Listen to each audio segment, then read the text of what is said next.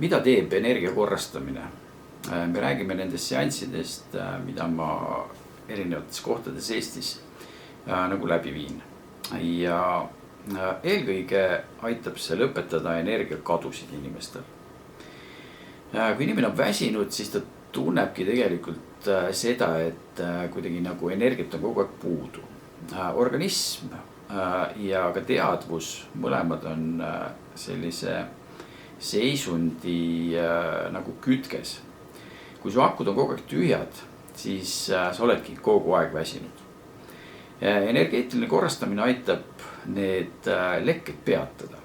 Ja see asi algab ikkagi puhtalt sinu psühholoogilise seisundi ja teadvuse korrastamisest. Sellega kaasnevad ka siis füüsiliste pingete tagasitõmbumised. Ja kui me juba pingetest hakkame vabanema, siis meie energia hakkab ka vabamalt liikuma.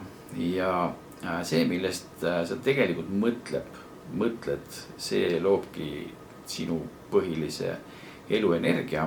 Ja kui sul on ikkagi must masendus kogu aeg, siis must masendus sõna otseses mõttes sööbki kogu su energia ära. Nii et energeetiline korrastamine kokkuvõtlikult ongi energialekete ja kadude peatamine. Ja sellega seoses on võimalik siis saada endale nagu siuke korralik restart. Ja minuga on võimalik siis kohtuda Tallinnas, Tartus, Pärnus, Rakveres, Viljandis, Kuressaares ja ka Haapsalus.